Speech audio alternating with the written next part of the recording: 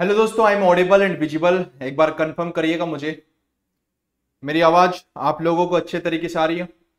फिर सेशंस को कंटिन्यू करते हैं।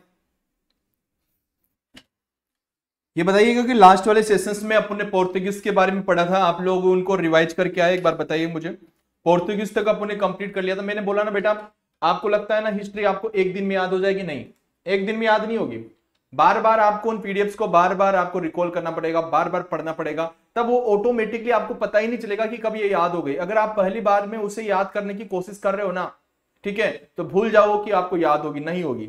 ठीक है, थोड़ा सा अगर आपके पास 100% में से भी आपको 10% शुरू में आपके दिमाग में बैठ रही है ना, तो बेटा अगली बार फिर पढ़ोगे, फिर 20% होगा, फिर 30% होगा। तो यही सबसे बढ़िया तरीका होता है हिस्ट्री को रिवाइज करने का, और इससे बढ़िया तरीका बेटा कोई सा भी नहीं होगा।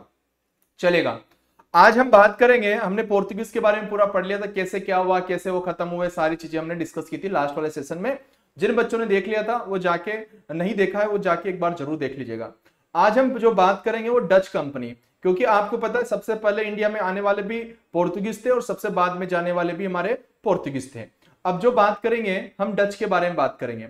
अब देखो यार, सारी जो भी कंपनियां है ना, जितनी भी कंपनियां आई हैं आपके पास, पोर्तुगीज आए तो ठीक है, ईस्ट इंडिया कंपनी ब्रिटेन आई तो ठीक है, डच आए तो ठीक है, सब क्या करने आ रहे हैं? सब एक ही काम करने आ रहे हैं जिनका नाम है ट्रेडिंग। ओके, मतलब भाई साहब ये पैसा कमाने आने वाले हैं कि यहाँ पे इंडिया में बहुत ज्यादा माल है, तो इस तरह से इंपोर्ट एक्सपोर्ट करेंगे, फुल पैसा कमाएंगे। तो सभी कंपनियों का एक ही एम है, ट्रेडिंग करना, मतलब पैसा कमाना।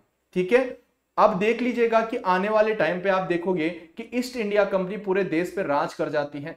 इनका कभी भी मकसद नहीं था कि इंडिया जैसी कंट्री पे हमको राज करना, नहीं था। इनका मकसद था ट्रेडिंग करना। अब वो कैसे इंडिया में राज कर गए उन पे भी हम अभी चर्चा करेंगे। देखिएगा, फैक्ट याद रखना, ये फैक्ट बहुत ज्यादा इंपॉर्टेंट है। अब देखो भैया, दूसरी कंपनी आई इंडिया के अंदर हमारे पास है डच, जिनका नाम है डच। अब देखिएगा कि ये डच है ना, ये नीदरलैंड की कंपनी थी। कहां की कंपनी थी बेटा? नीदरलैंड की कंपनी थी, ये याद रखो। ओके, और ये जब इंडिया में आए तो बेटा ये 1602 के अंदर ये यूनाइटेड ईस्ट इंडिया कंपनी, ये उस ईस्ट इंडिया कंपनी की बात नहीं कर रहा है जो देश पर राज करके गई थी। वो जो ईस्ट इंडिया कंपनी थी वो ब्रिटेन की थी, ये डचों की है, यूनाइटेड ईस्ट इंडिया कंपनी, जिसका नाम था वीओसी। अब फुल फॉर्म भी यहां पे दे रखा है, लेकिन फुल फॉर्म आपसे कोई भी नहीं पूछता है। इसका सिंबल आपके पास यहां पर रिप्रेजेंट कर रखा है, ये आपके पास सिंबल है। ओके, तो बस आपको वी ओ सी, देखो वी ये रहा, ओ ये रहा, सी ये रहा। ओके, तो वीओसी कंपनी थी डचों की, जो कंपनी थी वो कौन सी थी? VOC company. ओके, कब स्टैब्लिश हुई? आपके पास 1602 के अंदर इंडिया में ये स्टैब्लिश हुई। इतना ध्यान रखना, फुल फॉर्म याद रखने की जरूरत नहीं है, ओनली वीओसी याद रखो। देखिएगा, हम थोड़ा सा बात करते हैं। मैं आपको ये इंडिया के मैप में लेके चलता हूं। अगर मैं इंडिया के मैप में थोड़ा सा बात करता हूं तो जहां जहां पे मेरा पेन चलेगा ना, तो वहां वहां पे थोड़ा फोकस करिएगा। यहां पे बेटा मसूलीपट्टनम है।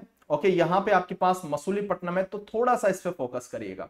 ओके, अब देखो ये मसूलीपट्टनम है, और बेटा यहां पे आपके पास ये गुजरात है, गुजरात वाला रीजन है। तो यहां पे क्या है? सूरत। सूरत गुजरात में ही है, तो सूरत यहां पे है। तो जहां पे भी मैं सूरत के बारे में बात करूंगा तो यहां पे थोड़ा सा फोकस करिएगा। मैं इन पॉइंट पे क्यों फोकस करा रहा हूं? क्योंकि आपको समझने में चीजें आसान हो गई।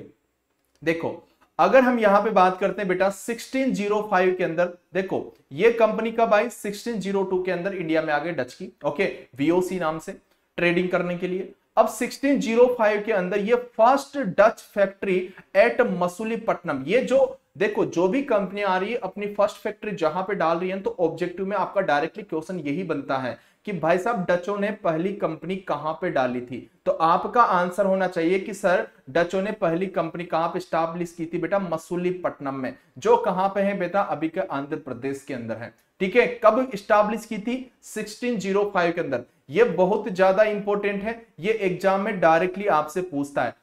ये कंपनी इंडिया में स्टैब्लिश कब हुई थी? 1602 के अंदर। आई कब थी? 1602 के अंदर, और 1605 के अंदर इन्होंने फैक्ट्री बना दी मसूलीपट्टनम में। ध्यान रहेगा, मसूलीपट्टनम बार बार रिपीट करोगे ऑटोमेटिकली चीजें आपके दिमाग में घुसने लग जाएगी। मैंने बोला ना, एक बार में 10% आएगा, दोबारा फिर आपको वीडियो बार बार नहीं देखना, बार बार पीडीएफ को पढ़ना है, बार बार पीडीएफ को पढ़ना है। दूसरी बार में 20, तीसरी बार 30, ऑटोमेटिकली आपको पता नहीं चलेगा कि कब याद हो गया। अगर आप ये चाहते हो ना कि अभी के अभी याद हो जाए, तो ना होगा मेरे भाई, हिस्ट्री याद नहीं होगी, ये धीरे धीरे होगी भैया, धीरे धीरे ये फैक्ट, ये चीजें धीरे धीरे आपके दिमाग में घुसेगी। ओके, अब देखिएगा, अब यहाँ पे देखो, जब आपके पास यहाँ से यहाँ पे मसूलीपट्टनम में इन्होंने अपनी फैक्ट्री स्टैब्लिश कर ली।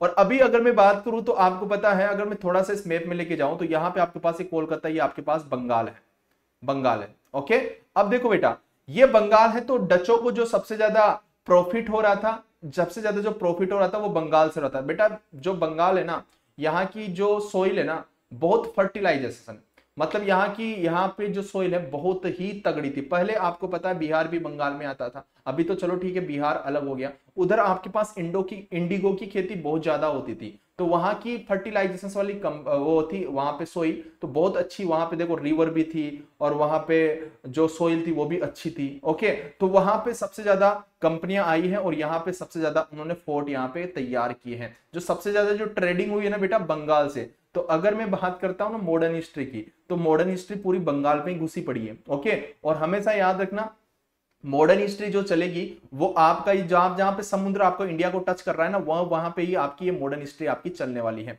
जहां जहां, क्योंकि आपको पता है ये इंडिया में आ रहे हैं, समुद्र के थ्रू आ रहे हैं, और समुद्र के थ्रू जब ये आ रहे हैं तो जहाज जहां जहां पे जाएगा वहां वहां पे तो ये आएंगे ना।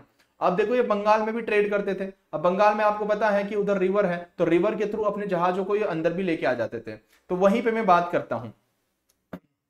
अब देखिएगा, the Dutch carried on profitable trade through Mughal in Bengal. Okay, तो डचों को आपके पास यहाँ पे सबसे ज्यादा प्रॉफिट हो रहा था ट्रेड में, ओके, मुगलों से, okay, through Mughal in Bengal. Okay, तो आपके पास सबसे ज्यादा उनको बेटा प्रॉफिट कहां पे हो रहा था बेटा, कोलकाता, मतलब अभी का जो कोलकाता है। ओके, इसके 3 बार नाम चेंज किए गए, कलकत्ता, ओके, कोलकाता, तो यहां पे सबसे ज्यादा इनको प्रॉफिट हो रहा था। अब देखिएगा, अब ये धीरे धीरे डच क्या करते हैं कि बेटा ये ट्रेडिंग करने आए, ओके, ट्रेडिंग कर रहे हैं, लेकिन धीरे धीरे मन तो बदलता है ना कि क्या करें क्या करें। धीरे धीरे फोर्ट बनाना स्टार्ट करेंगे। फोर्ट समझते हो ना, गढ़, जिसे आप हिंदी में क्या बोलते हो, गढ़ बोलते हो। ओके, धीरे धीरे ये गढ़ बनाना शुरू करेंगे। एक बात बताओ, आप भैया ट्रेडिंग करने आए हो, माल को इधर से उधर ले जाने आए हो, आपको गढ़ बनाने की कहां जरूरत है। धीरे धीरे ये अपनी आर्मी बनाने लगेंगे, आपको आर्मी की कहां जरूरत है। तो ये सारी चीजें धीरे धीरे करेंगे। अब देखो यहां पे आ गए, मसूलीपट्टनम में उन्होंने फैक्ट्री डाली, उसके बाद इन्होंने बेटा क्या किया, यहां पे सबसे ज्यादा उन्होंने ट्रेडिंग किया। अब देखो ट्रेडिंग करने के बाद देखो इन्होंने क्या किया बेटा, डचों ने कैप्चर कर लिया किसको बेटा, नागापट्टनम फ्रॉम पोर्तुगीज। आपको पता है पोर्तुगीज हम पढ़ चुके हैं, पोर्तुगीज पहले ही आ चुके थे, इनसे पहले ही पोर्तुगीज यहां पे स्टैब्लिश हो चुके थे।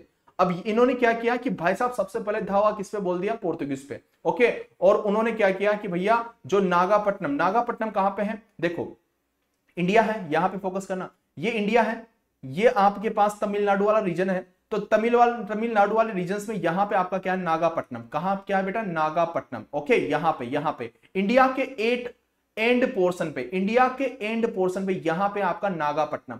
तो यहां पे क्या थी बेटा, आपके पास पोर्तुगीजों की फैक्ट्री थी, और पोर्तुगीज की फैक्ट्री को इन्होंने कैप्चर कर दिया। देखो कितनी बड़ी हिम्मत है इन लोगों की। ओके, इन्होंने भाई साहब पोर्तुगीज पहले से आए और उनकी जो भी पोर्तुगीजों का यहाँ पे राज था, ओके, यहां से वो ट्रेडिंग करते थे, तो उनको भैया कैप्चर कर दिया भैया नागापट्टनम अब डचों का। ठीक है, चलो बढ़िया बात है। अब भाई साहब वीओसी कंपनी आपके पास धीरे धीरे स्टैब्लिश हो रही है और धीरे धीरे अपनी हर क्षेत्र में, हर जगह पे अपने आप को स्टैब्लिश कर रही है और हर जगह से वो ट्रेडिंग करेगी, धीरे धीरे देखना। अब देखो इतनी बात समझ में आ गया, पहला दूसरा तीसरा तीनों पॉइंट समझ में आ गए। अगला पॉइंट होता है कि the VOC went on conquer in entire Malabar coast from Portuguese. अब देखना भाई साहब, अभी तो इन्होंने ना नागापट्टनम पे ही इन्होंने धावा बोला है अपना, मतलब ये वाला, ये तमिलनाडु, यहां पे देखो, यहां पे बेटा इन्होंने, ये नागापट्टनम है, अभी तक तो भाई साहब पोर्तुगीजों से डचों ने इसी पार्ट को छीना है। अब ये धीरे धीरे क्या करेंगे, ये जो रीजन है ना बेटा, ये जो रीजन है इंडिया का एंड पोर्शन का, ये जो आपका पास रीजन है, इसको मालाबार कोस्ट बोलते हैं। देखो ये इसको मालाबार कोस्ट बोलते हैं, और इसके बाद जो ये वाला रीजन है इसको कोंकण कोस्ट बोलते हैं, और इधर वाला जो कोस्ट है इसको बेटा क्या बोलते हैं, कोरोमंडल कोस्ट बोलते हैं, और यहां से लेके यहां तक जो कोस्ट है इसे नॉर्थर्न सर्कस बोलते हैं। इतना याद रखना, बस ये याद रखो, मालाबार कोस्ट, कोंकण कोस्ट और कोरोमंडल कोस्ट, बस ये तीनों नाम याद रखो।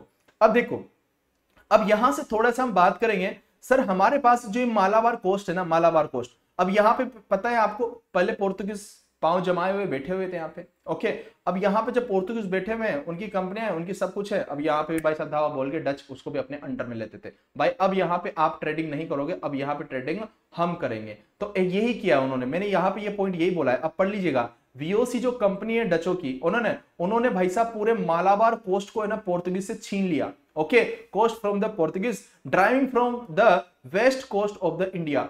अब देखो भैया, आपके पास इंडिया का पता हो, आपको पता है इंडिया का इधर तो बेटा वेस्ट है और इंडिया का इधर आपके पास ईस्ट है। तो भाई साहब धीरे धीरे ये इंडिया के ये मालाबार कोस्ट तो इन्होंने जीत ही लिया, और इसके बाद भाई साहब ये पूरा जितना वेस्ट वाला पार्ट है और यहाँ पे जहां पे पोर्तुगीज का राज है, तो सबको ये छीनने की कोशिश कर रही है। किससे? पोर्तुगीजों से। बात समझ में आ गया? अब देखिएगा, थोड़ा सा हम आगे की ओर बढ़ते हैं। अगर हम थोड़ा सा आगे की ओर बढ़ते हैं तो देख लीजिएगा 1663 के अंदर ट्रीटी ऑफ होज। देखो बेटा, कंपनी कब डाली? 1605 में। अब देखो भाई साहब, हमारे पास 1663 के अंदर भाई साहब ट्रीटी ऑफ होज हुई। ओके, होग है इसका प्रोनाउंसिएशन।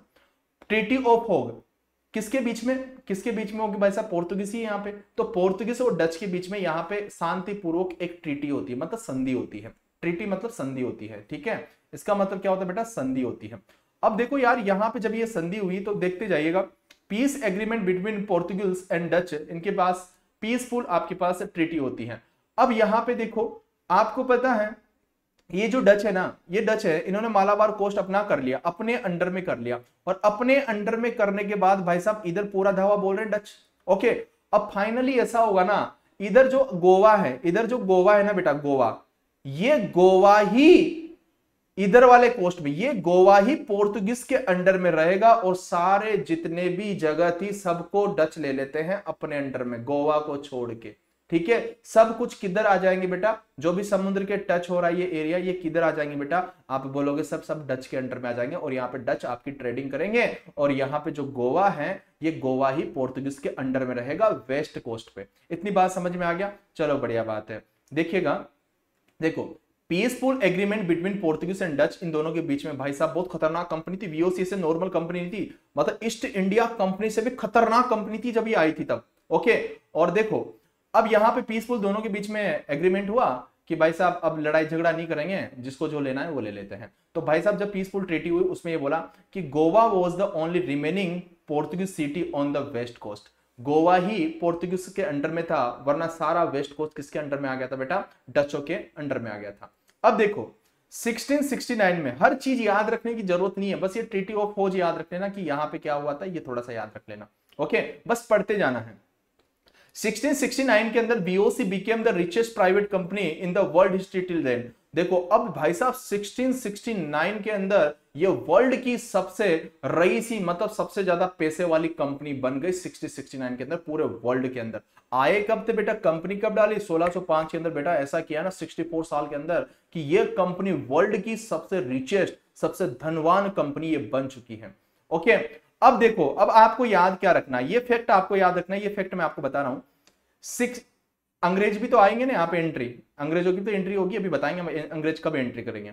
तो 1672 से लेके 1674 के बीच में थर्ड एंग्लो डच वॉर हुआ। एंग्लो डच वॉर का मतलब क्या है? एंग्लो मतलब अंग्रेज, डच मतलब डच। अंग्रेजों और डचों के बीच में युद्ध हुआ। कब हुआ? 1672 से लेकर 1674 के बीच में। कौन सा? Third Anglo Dutch war. तो इसका नाम याद रखना, थर्ड एंग्लो डच वॉर कब हुआ? 1672 से लेके 1674 के बीच में। क्वेश्चन डायरेक्टली पूछता है किस किसके बीच में हुआ, यह भी डायरेक्टली पूछा जाता है। भाई साहब डच और अंग्रेजों के बीच में हुआ, क्योंकि भाई साहब यहाँ पे अंग्रेज भी आए हैं, अंग्रेज भी अपने पैर फंसाना चाहते हैं पूरे इंडिया से, ट्रेडिंग वो भी करना चाहते हैं, मुनाफा वो भी कमाना चाहते हैं। तो वो बोलते हैं कि भाई डच तुम ही थोड़ी यहाँ पे मुनाफा कमाओगे, हम भी यहाँ पे कमाएंगे क्योंकि हम भी आ चुके हैं। तो यहाँ पे दोनों के बीच में थर्ड एंग्लो डच वॉर होता है। अब देखिएगा इसमें क्या होता है, डच जीत जाते हैं। शुरू में जब जो ब्रिटेन वाले जो ईस्ट इंडिया कंपनी जो इंडिया पे राज करके गई ना, वो बहुत वीक थी। ऐसा नहीं कि बहुत खतरनाक कंपनी थी, नहीं, बहुत ही वीक थे। ऐसा नहीं था कि भाई साहब वो इंडिया पे राज कर लेंगे, बहुत जबरदस्त, ऐसा कुछ भी नहीं था। देखो ना, डचों ने हरा दिया इनको। डच कितने खतरनाक थे, वीओसी कंपनी बहुत गजब की थी। डच यहाँ पे जीत जाते हैं और EIC ship return to Britain from India, और ईस्ट इंडिया कंपनी जो आप बोलते हो ब्रिटेन की, ओके, जो इंडिया पे राज की करके गई, भाई साहब इसको भगा देते हैं इंडिया से। ओके, कि आप यहां से भाग जाइएगा। देख लो, यहां पे डच जीत गए थर्ड एंग्लो वॉर में। याद रखना किस किस के बीच में था, कौन जीता था, और यहां से अंग्रेज वापस भग गए थे ब्रिटेन वाले। ओके, अब देखो are capture by Dutch. Okay, क्योंकि ब्रिटेन की कंपनी को इन्होंने अपने अंडर में ले लिया था डचों ने। अब देखो भाई साहब, अब देखिएगा, अब इन्होंने उनसे लड़ाई की, वो भी ट्रेडिंग करना चाहते हैं अंग्रेज ब्रिटेन वाले। तो अब ये बताओ, वो शांत थोड़ी बैठेंगे, वो भी कुछ ना कुछ तो सोच ही रहे होंगे कि तुमने हमसे युद्ध किया, यहां पे आके हम भी आपसे युद्ध करेंगे। ओके, हम शांत नहीं बैठेंगे। अब भाई साहब वो तगड़ी पूरी रणनीति के साथ आती हैं। कब आती हैं? देखो कितना पेशेंस लेवल है उन लोगों का। देखो 1672 से लेकर 1674 के बीच में थर्ड एंग्लो डच वॉर हुआ, लेकिन रिटेलेशंस में 1680 से लेकर 1684 के बीच में फोर्थ एंग्लो डच वॉर हुआ। अंग्रेजों और डचों के बीच में अगला युद्ध हुआ फोर्थ वाला। थर्ड वाले में तो डच जीत गए थे, अंग्रेज हार गए थे, अंग्रेज भाग गए थे। लेकिन उसके ही 100 साल बाद, तकरीबन आप मान सकते हो लगभग 100 साल के बाद फोर्थ आपका एंग्लो डच वॉर हुआ। और इसमें क्या हुआ भाई, खतरनाक तरीके से यहां पे आए ब्रिटेन वाले और उन्होंने भाई साहब तहस नहस कर दिया वीओसी कंपनी को। ओके, और उसको यहां से इंडिया से उखाड़ ही फेंक दिया। देख लीजिएगा इतना खतरनाक रिटेलिएशन इन्होंने दिया था। अब देखो वीओसी फाइनली रूइंड, इसका मतलब क्या है, पूरी वीओसी कंपनी को इन्होंने यहां से बर्बाद करके इंडिया से भेज दिया। बात के लिए आपके लिए इसलिए मैं ये हिंदी का वर्ड लेके आया हूं, बर्बाद। रूइंड मतलब बर्बाद कर दिया, बर्बाद कर दिया। ओके, अब देखो भाई साहब, अब डच परेशान हो गया। अब यहां से भाई साहब जो ये फोर्थ अंग्रेज और डचों के बीच का जो वॉर हुआ, इसमें आपके पास क्या हो गया, डच यहां से इंडिया से वापिस भग जाएंगे अपने अपने घरों की ओर। तो the nationalism Dutch company focused on trade Indonesia and pulled out of India. अब यहां पे इसका मतलब है कि जो डच हैं वो इंडिया से निकल चुके हैं, इंडिया से भग चुके हैं, क्योंकि यहां पे ब्रिटेन वाले आ चुके हैं। अब भाई साहब जो डच हैं वो इंडोनेशिया में जाके ही अपना व्यापार करेंगे। ओके, यहां से ट्रेडिंग नहीं करेंगे। अब इसके बाद वो इंडोनेशिया में जाके अपना ट्रेड करते हैं। ठीक है, इतनी बात आपको समझ में आ गई। ठीक है, तो इतनी बात सभी लोगों को समझ में आ गई। तो अब हमारा न्यू सेशन स्टार्ट होगा, द ब्रिटिश इन इंडिया, मतलब ईस्ट इंडिया कंपनी के बारे में बात होगी। तो यहां पे बताइएगा आपका वो सफर सही रहा, सारी बातें समझ में, सारे बच्चे चैट बॉक्स में मुझे बता दीजिएगा। बताओ फटाफट, फटाफट बताइएगा दोस्तों, फटाफट।